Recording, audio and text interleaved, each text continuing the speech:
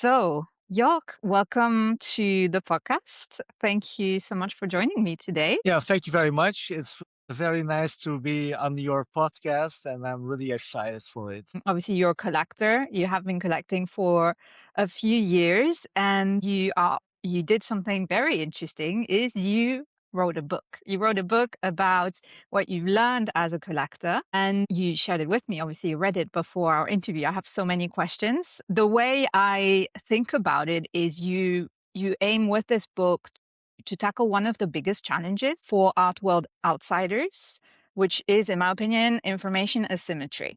Until I read your book, I had not come across a more explicit, pragmatic, analytical view of how the art world functions and also how to understand and assess artists' trajectories. I mean, you created a model, the Canon Index, and you use that as a guide to evaluate an artist, their trajectory. And I just think it's really fascinating because your book is like what remains when you remove all the layers of like mystery, glam, exclusivity, and you're sort of left with this cold hard systemic logic. So, Yeah. anyway, long story short, I think it was fascinating. And I would love for you to start by telling me about the time when you noticed that there was something going on in your collecting journey that you couldn't quite pinpoint, but that you wanted to go deeper on and sort of led you to then putting that into a book. Yeah, definitely. Well, thank you very much for your kind words first. But yeah, so when I was starting with collecting, I was looking on YouTube and on Instagram and all these platforms on like, how would you collect art? And there were always two stories. And one was like, you can buy a Pollocks or a Monets or, all these expensive names at auction for millions. So I was thinking like, so this is not for me since I don't have the budget for that kind of artworks. And at the other side, it was always like, please go to your local gallery, just buy art, something that you like. And I was always struggling with this idea that all the like high end top collectors never, well, maybe because they support their local area, but from their collecting perspective, they are never buying this local artist because they like the painting as a form of decoration. For me, when it comes to art, and I've thought a lot about it, for me, art is anything but decoration. So I think when it comes to art, it always has to be like there has to be a fight. In all of the things that I collected, there's always a fight. So it's always offensive art. So it's well, we can maybe talk about that later. But what I found was that a lot of these big art collectors, they are not collecting decoration. So they don't necessarily buy something above the couch. And to me, it was really like, so I cannot buy expensive art like the Warhols and the Basquiats. So the only choice that I have is go to my local gallery and buy local art that will never ever appear in some kind of a museum that is some kind of important, doesn't have any publications, or is never going into the books at a academy. So somehow it hurt my collecting journey somehow. And I thought like, so, okay, so there's only just left or right. So what's the gray area? And then I found out I was just looking on Christie's and Sotheby's and things. And I was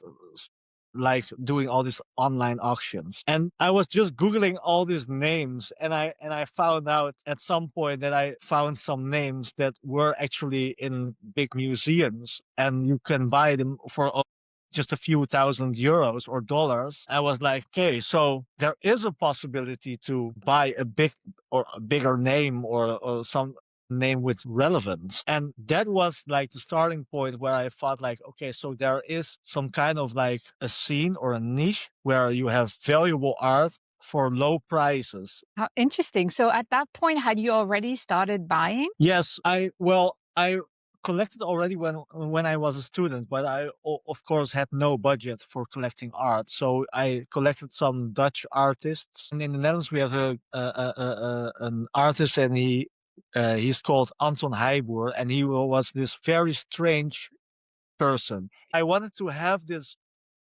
painting of him because I once saw like a picture of him standing in some kind of museum together with people with in suits. And these people are like worlds apart, but somehow the art connected those two opposites Brought them in the together. same place. And that's what I found was always so interesting about art. And then when I was working, I always wanted to get into art. And yeah, and at some point I just said like, okay, let's just try and to buy some art, and I bought some screen prints and lithographs. And when I bought it, it some kind of hurt me because I thought like, okay, so but these are like all editions, and it's not really like, okay, it's like an official edition, but it's not like the real deal. And then I was thinking like, but why can't I get something that is like really unique? I want to talk more about your personal collecting a little bit later, but going back to something I mentioned at the top,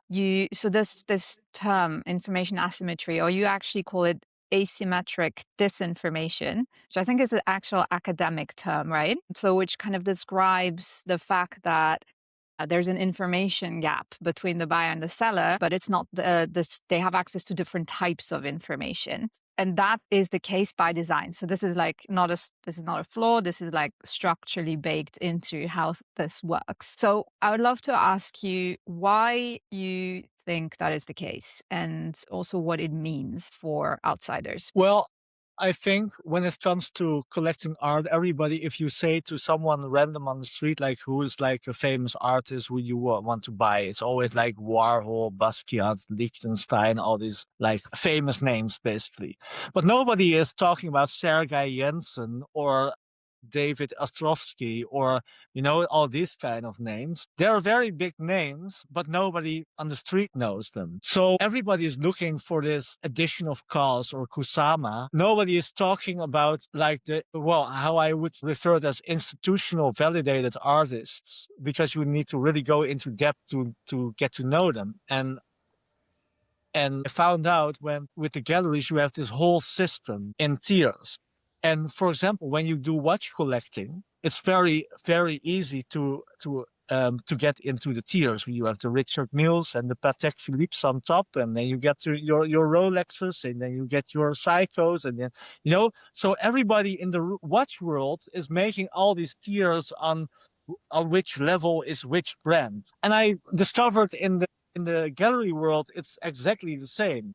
So you have your Gagosian and your David Werner on top, and your House Wirth, and then you get to these other bigger ones at Art Basel, and then you can go all the way down to the affordable art fairs. There was this system, and everybody knows only like the bigger names, but if you go to this, let's say, top 50 Basel galleries that are exhibiting on Art Basel, you have like amazing artists with everything that you want from an artist, like good museum exhibitions, good collectors, good sales and auctions. You can find artists that are here to stay also in 20 years, and you can buy them for relatively low prices. Maybe let's talk about how you assess that then with the model. Can you walk me through how the model works?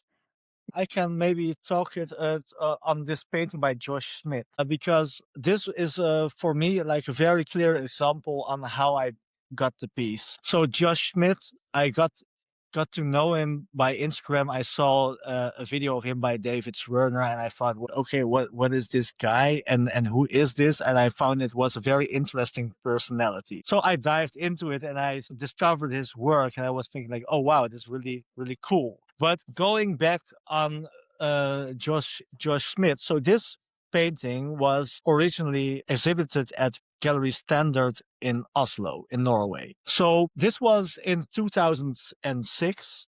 And Gallery Standard, they have multiple of these international artists that they are like expanding from Scandinavia into Europe, basically. So this is, I think, not entirely the beginning. He was, I think, already a little bit known at the time in 2006. But at the same time, he was also represented at Luring Augustine and Massimo De Carlo, and those are all like very, very well-known galleries, basically. And so what he was is at pretty much at the beginning of his career, he was already somewhere circling in the top of the circle, not like the top of the top, but he was really represented at good galleries. So then I'm always looking like, okay, so how long is he represented? Because you have a lot of artists, they have like one show at a big gallery and then they disappear somehow. So I bought this painting like 3 years ago, so I could calculate very easy. So I saw a very long timeline from the beginning of 2000s, full representation by Gallery Standard, by Xavier Hufkens, by Massimo De Carlo, and then in 2017, he was represented by David Swerner. Well, I bought it in 2024. So he was already, and he's still at David Swerner. So his representation line is very stable. So that's what I would like to see in an artist's career, that he's going like very slow, but starting at the right point. One of the components, right? There's 5 in the Yeah, yeah, model. And yeah, this yeah. timeline duration over a longer period of time, that's one factor that comes into the calculation. Is that right? Yeah, yeah, definitely. And then also like the gallery representation in which tier. And then I'm looking into things like, okay, is the artist represented at the Venice Biennale or at the Whitney Biennale or the Sao Paulo Biennale, some important festival of art? Well, he was, I think it was in 2017 or so. There he represented at the Venice Biennale.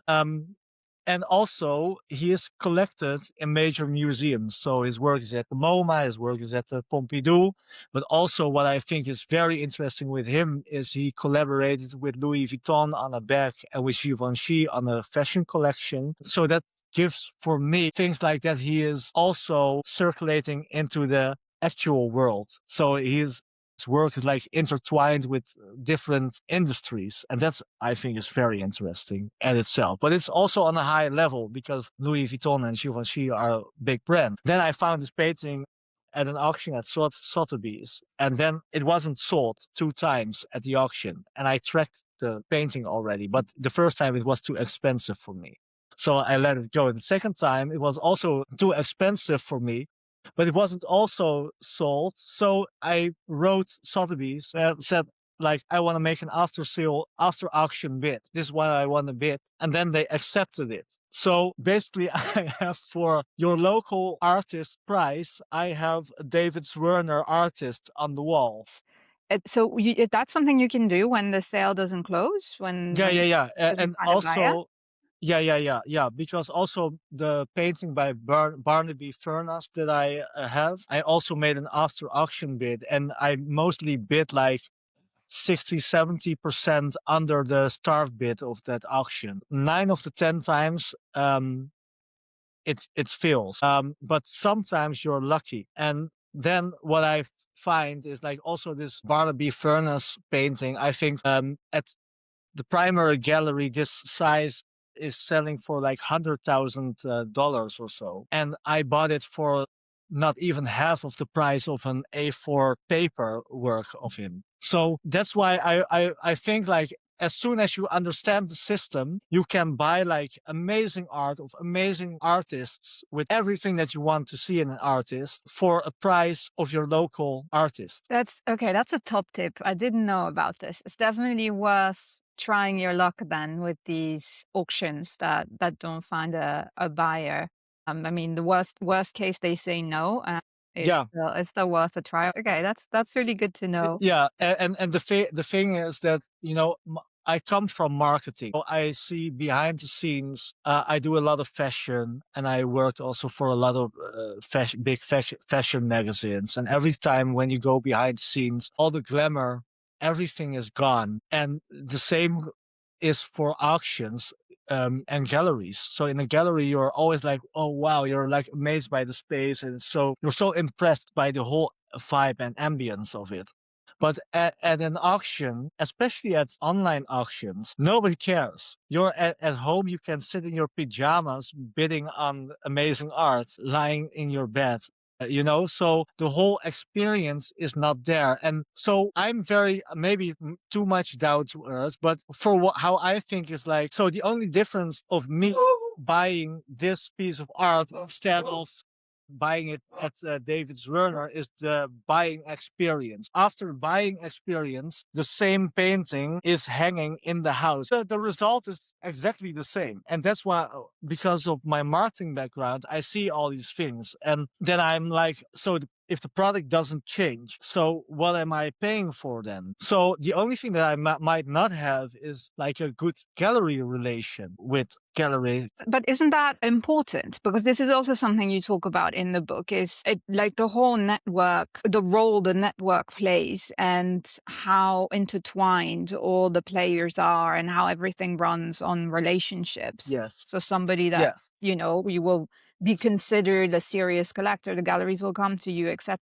that is important. So I That guess is true. It is true, but I have to make a nuance on that because I think that would matter if you're like a millionaire with the budget of really actually collecting in the primary market. So what I want to do with the book is like democratizing buying institutional art and saying like, so if you're not a millionaire, because I can go to Gagosian or David Werner and say like, hey, how much is this? And I cannot buy anything. So even if I want to have this relation, it's not a healthy relation because they can only spend time on me and I cannot spend time, money on the actual art. So there would be an imbalance of that relationship because I'm like, well, some kind of an average person. Let's say like that. This book is not for everybody who is like a millionaire and who can just go primary market and build a relationship with a gallery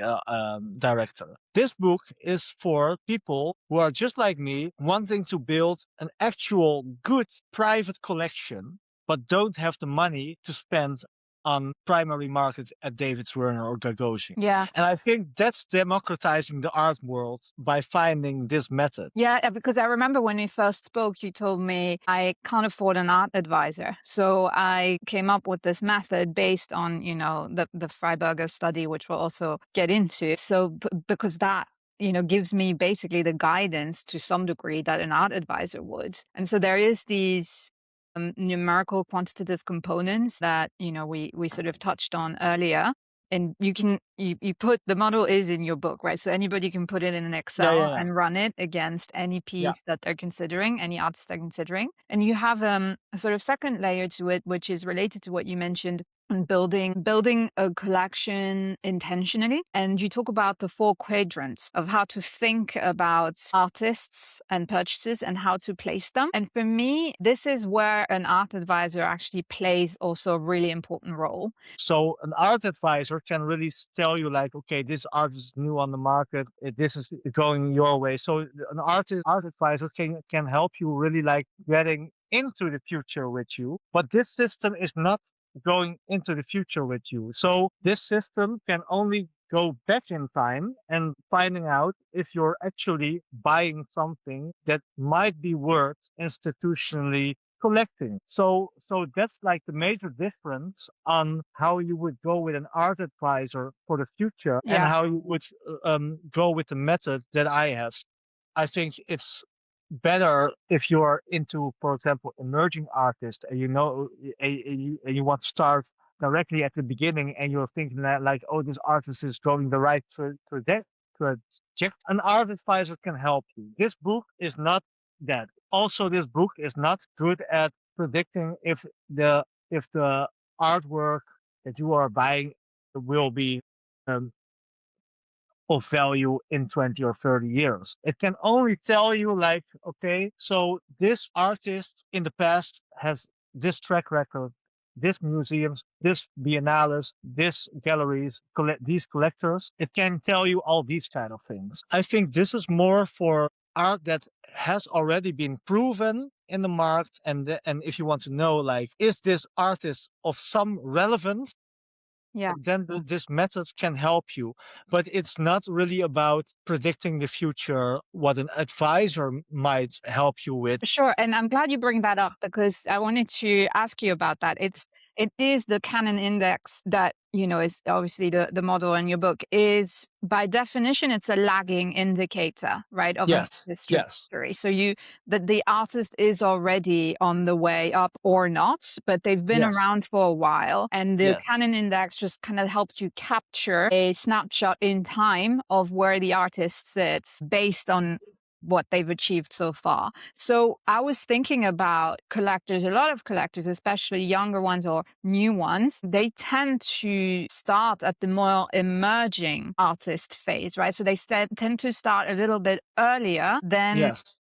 the artists that you refer to in the index, they have less of a footprint. So do you ever buy earlier? Because I agree with you. That's probably where the art advisor makes a massive difference. Well, maybe I'm just very practical because I want to have as much institutional value on every money that I spend Yeah. on a painting. So I think it depends also on what your vision is for collecting your art. Because, for example, my vision would be that I have a micro museum, like what the Rubels or in the Netherlands the Kaldenborg at Voorlinde has done in massive, or the full Fondation Beyeler, that's like my dream. But if I can get this micro version of that, even if it's like one room full of institutional validated art, primary works, then I'm already accomplished my goal for my collection. Yeah. So I think it's just by educating yourself through the book or by apps or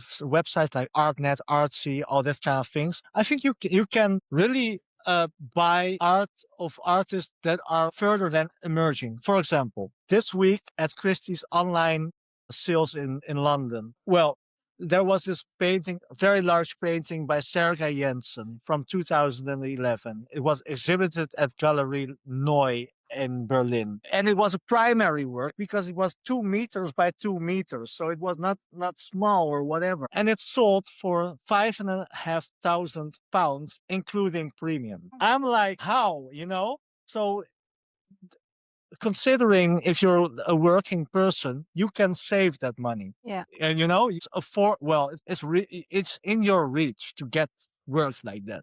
Or this very large work by Pamela Rosenkrantz. She's a Magers. And it was a work from also 2011 or 2010. It was also 2 meters by 150. It was exhibited at the Kunsthalle in Basel. And so that was also like really in an important museum. And it sold for £5,500. I saw that, but I just bought another painting already, so my funds were run. But I'm like, if anyone knew, you Yeah. can have like top of the line. And I really believe, for example, that Pamela Rosenkrantz is an artist. She will go like miles and miles ahead in the future.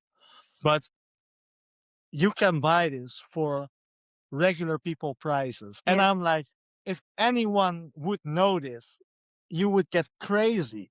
And you will have like a top artist relevant at this time, at the MoMA, at the Biennales. You can have this a primary work in your house. It does require some research, right? It sounds like you spend a lot of time on the auction houses, websites, just sort of tracking what's coming, and that is like homework in itself. But yeah, I had no idea that there were so many of these high quality works that go for prices like that. Yes, yes. And so that's how I now see it. Maybe it is not as cool or not as like, it's not a very proud story of like how I discovered all this Yeah, it's like art, less but it's glamorous too. Like you it's said, you yeah, don't have yeah. the whole gallery experience, the relationships that are attached with the purchase, and like you said, you can bid from your bed in your PJs.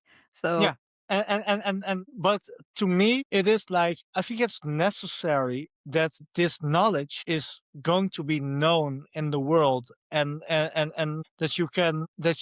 that everybody can really buy museum level art, and not like your local museum, but Kunsthalle Basel is not some local weird museum. So I really think like if everybody would know, then you would have so many new collectors coming in, having great collections. Um, and that is not only for the ultra rich, but for just anyone who can save a little bit money for art. So, but I do have a question about that because, like you said, you sound very practical and pragmatic in how you think about your collection, and it's a big driver for you to have museum grade art, or at least artists that are have this institutional recognition. And I actually think your book borders on investment methodology. It's not investment advice per se, but it definitely has a heavy component of, like you said, get the best bang for your buck, essentially. And at the end of the day, buying art is a very emotional driven purchase too. Like the emotional value is paramount. But my question then is, when you always apply such an analytical lens to all of your purchases, does that ever take the fun out of collecting? No, You know? no, because I just love making the deal. That's one part of me. Yeah. I love just Loving love a deal. making the deal. But I really have to tell you that I really love every piece of art that I have. The moment that I opened the wooden crate of this painting, immediately said like, I understand now why he became so famous. Because if you really see this and in real, and how with the speed of how the brush was writing his name without any doubt, you feel it when you see it, and that makes me very happy. Yeah. Um, it's really amazing. Well, I can maybe show you a little bit other stuff. Here I have, well, this is an edition, but it's an edition. It's called Venice Notebook 17. It's from Richard Serra, and it's from 2001. This is what like the first, I think, more institutionalized piece that I bought. I bought it at Galerie Lelong in Paris, and I really liked it. It was just like, yeah, I don't know. I never heard of Richard Serra, but I loved it. It was just so good. And then I have here, this is a drawing by Takesada Matsutani, and he is at Hauser Wirth. This, I think, he amazes me like all the time, because this is what I think is so interesting about him. It's like if you go online and look at all the videos of him, half of the world is saying like, this is the biggest bullshit I ever saw in my life. And the other half of the world prices his work at hundreds of thousands of euros. Yeah, the this very strong point of view, and like the tension between people who get it and people who don't, or at least are perceived as such. That does make always for an interesting piece and an interesting artist. And you actually talk about that as well, this idea of building an argument with your collection. Yes. So the collection Yes. as an argument as Yes. opposed to an accumulation. And we touched on that a little bit, with the decoration versus not. Yeah. Can you talk about But that a little bit? yeah, because everything that maybe not the Richard Serra but maybe, but almost everything that I collect has to do something with a fight. So the name painting originally from Josh Smith was from a time, well, he said something in an interview like he didn't feel great about himself, and he was in struggle with himself, and then he started painting his own name on the canvas, and that was his breakthrough. So he was in fight with himself. The work by Takesada Matsutani, for example, it has multiple things of fighting. Is like the work that I showed you, it has like the bottom is like very structured and fine lined, and the top is like a coincidence. That's in the work itself, but also his career and the kind of work that he makes a lot of fighting online about if it's really art or bullshit. And that's a fight in itself as well. Same goes for the Barnaby Furnace painting that I have. It's called Suicide Number 6. And I have also this other drawing by Marcel de Zama where you see some kind of superwoman fighting wolves and with a knife. So everything is a fight. Or the Pamela Rosenkrantz photographs I have are also like basically a fight from the from people against nature. To me, I think it's very important that you have this story in your collection because to me, I think like we make our whole world very comfortable. Yeah. But basically, everybody is in a fight, and I really like the fight and survival of species in a way because basically that's what we are doing. Only we try everything to not be an animal. So that's a little bit of my vision on life as a whole, and the art that I relate to all have to do with this fighting and survival. Now that's interesting. I was gonna ask you, what appeals to you in that? Why do you think this is something that resonates with you? We forget as a human that we are still animals and that everything that we do, from driving to a nice car, is basically getting all your feathers out like how a bird would do, you know? But because we're human, we say like, hey, we're not animals, we're sophisticated, we're not like that. And I think this hi- hip, uh, hypocritical mindset on life is always something that I'm some kind of opposed to, I guess. So I want to see that fight around me because that makes the moment that you have a fight somehow it makes also that you are alive. Yeah, yeah, yeah. Okay, I understand what you mean now. It's this visceral, vital sort of energy that we all have Yes, as yes, humans.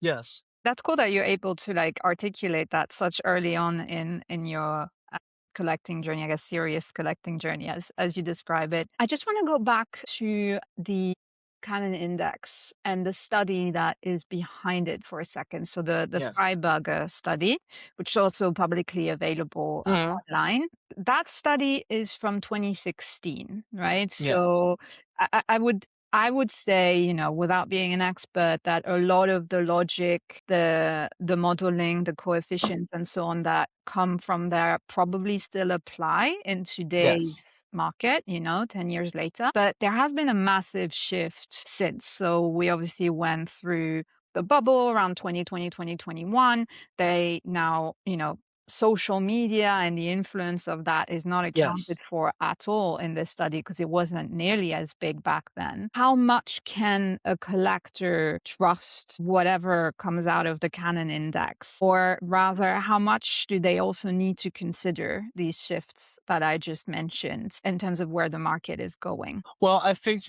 it still applies. I think there's only a new market that has opened, and this is more like the commercial art gallery market. For example, if you're going to collect art from, for example, Kals or Alec Monopoli or Joseph Klibanski, Retna, all this kind of names. They're also very big names, only they play a very different market. So to me, what happens is you have still like your institutional market where I think you can apply the Freiberger's to study very well. But I think what's added now, it's just a different play field, is where you have all your commercial artists, but they're not like commercial in a bad way. They're actually very, very big, but they have a very different approach. So I think both have some kind of a social status thing inside of it, but it's more visible, it's more recognizable, is more present in the world, where I feel like the Freiberger study and the whole system there is more above the world or outside the world somehow. That's why this whole system is so unknown. Yeah. But so I really feel like that it's more like there was once one world and now there are two worlds and they can play both on a high level, but they play a different game. Okay. Yeah. So it's almost like because you talk about the canon, right? How Mhm. the that is the whole purpose of why you call it the Canon Index, Yeah. is where in the canon is this artist sitting right now, Yeah. and what sort of trajectory are they on to enter the canon? But the canon is also has flaws, right? There's also, it's a very Western dominated Yeah. view. Yeah. There are certain institutions that sort of are the ultimate sort of confirmation of who makes the canon or not. You talk about MoMA, you talk about Pompidou in Paris. So it's very hard to step out of that, right? Well, I think you have some artists who are a little bit in both. For example, Daniel Arsham is a very commercial artist, but is also represented at Perrotin Gallery. Takashi Murakami Okay. is also one of these artists. He's at Gagosian, but also he's very commercially active. So I think you have a few artists that play in both worlds. Yeah, they bridge this highbrow and then Yeah, the sort of more commercial, accessible worlds. Yeah. yeah, yeah. So I do feel that at some point you will see that there will be a bigger group of artists who will are a little bit in both worlds. But I still believe that if you are as a commercial artist not getting into these museums or institutions, and it doesn't matter if it's New York or Abu Dhabi or Shanghai or whatever, but if you're not represented in these institutions, I think that it's very hard to get in some kind of a canon. So you will be very popular maybe now in the coming 20 years, and they can make a lot of money and they can really grow and become famous. But I really feel that for them, it's not about museums, but it's, for example, about brand collaborations. Mm. So Daniel Arsham did a very big collaboration, for example, with Tiffany's. So I think that is also valuable, but it's more in the commercial space than in the institutional space. Yeah. No, I agree that you're seeing more and more overlap between the two. And I actually think that's for the best, right? Because that will hopefully give an insight into how this less accessible, more institutional, more intellectual part of the industry works. And without discounting artists that are also doing, brand partnerships and are more, like you said, commercially oriented. I kind of would like your opinion on where the market is going in terms of fragmentation. Where do you think market growth will come from going forward? What sort of buyers, what sort of price points? Well, I think that what you see now is that like the most expensive art is going higher. So, and I think it's also logical because I really believe that the middle class is going to be smaller in the future. It will be more like you will be very rich or you will be more poor. We're the first generation where the middle class is poorer than the generation before. So I think the difference will be bigger. So also the extremes will be bigger. So the most expensive art will be more expensive. That's one. I think that in the world we're going to see a shift. It's already happening now that a lot of sales are coming from Asia. They will then extend to the Gulf region. Basically, everywhere where the world is getting richer, there you will see bigger collectors. So that's, I think, where you see it shifting from the west to the east. But also, I'm not sure about how it will go with mega galleries, because mega galleries are now like the thing in the world. But I feel like after this, and I don't know in how many years, but that you will get more like specialized galleries who are doing a niche, and in that niche there will be artists who are like exceptional. So Mhm. that's what I think is What sort that of you niche? What do you mean by niche? that they're focusing only on conceptual art Right. or hardline art or abstract art in some way or figurative art or portrait art, you know. So I have a feeling that it's going more into a way where people are more specific, because I think if you have seen, it's also in marketing, you know. For example, in fashion, you have at some point Louis Vuitton grew out to like this massive company. So they represent to me like what mega galleries do. You know, they're expensive, they're big, they rule the world basically. At some point, when everybody has enough of that, then you will see that people are going more into specialized things. So now everybody is going to a Loro Piana. It's even more exclusive, but it's smaller. You know, so I think that will also happen with the art market at some point. Interesting. Yeah, because the data does support this transaction threshold going down, right? There's the like you said, the sales at the top doing pretty well again. And Yeah. then, at the bottom, anything under 5,000 actually, went up in volume, and smaller galleries, smaller dealers also saw an increase in sales. I don't know how specialized they are. I guess I don't know how granular the data is on that, but yeah, it seems to be supporting what you're saying in the book. It's fascinating. There's many other things I could ask you, but we've been on for a while, so I'd love to ask you a couple more questions on your personal collection, Mhm. namely, what is the latest piece that you purchased? Yeah, the latest piece that I purchased was this suicide painting by Barnaby Furness, and I discovered his work like 2 years ago on an auction, but every time I missed I lost the bid, and every time it got too expensive, so it never worked out. But I was always fascinated because it's so brutal. And then at some point I saw it at Christie's in Paris, and I also placed an after auction bid, and then they accepted it, and I was like, are they serious? And I bought it for such a low price. I suspect that his market is more like American driven, and the auction was in Paris on a Tuesday afternoon or something. That's where I felt like there are not so many buyers for his work now. So that's, I think, why it didn't sell, and it's maybe not completely in trend right now. So it's like a very undervalued work.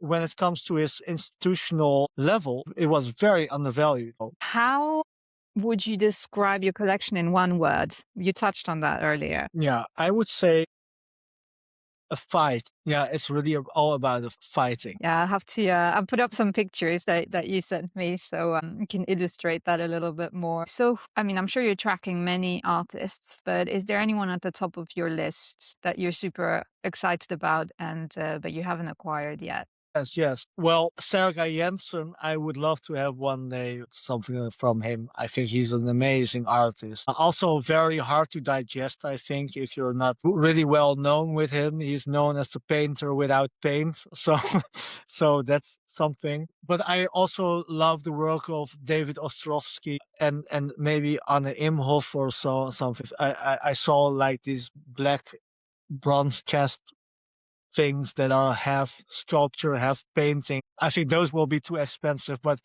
that is like amazing work as well. Yeah, awesome. So because you Yeah. mainly have paintings, right? A bit, so a couple of photographs you said, but no sculpture yet. No, no, no, because I don't know where to place that. I know what you And mean. that's and I think that's a little bit the thing of like if you're collecting institutionalized art as a regular person, that are maybe your limitations. Yeah, Yeah. No, I mean, soon you'll want to move out and build like a whole new house that really accommodates the art as yeah. opposed to the other way around. Yeah, yeah, no, I know what you mean. And who's one collector that you look up to? Well, what I found was very interesting was the Rosa de la Cruz Mhm. collection. They have really, they had. Well, I saw most of them in auction. What they did, and I said like I can buy many artworks from this collection. Did you buy anything? No, no, no, because everything went up too high. No. Yeah, yeah. So that's like the downside every time. It's like a lot of losing and sometimes winning. Yeah, that's the game, right? But like you Yeah, yeah, that's said, the game, and it is what it is. I'm not going to pretend that I'm this wealthy person who can do everything. But it's also maybe good that you lose a lot of times. yeah, you learn in the process for sure. Yeah, yeah, You yeah, discover yeah, new yeah. artists too, which is cool. Yes, definitely. Yeah. Amazing. Jorg, it's been a pleasure. Thank you so much. Yes, thank you too. It was a pleasure. Thank you for having me in the podcast.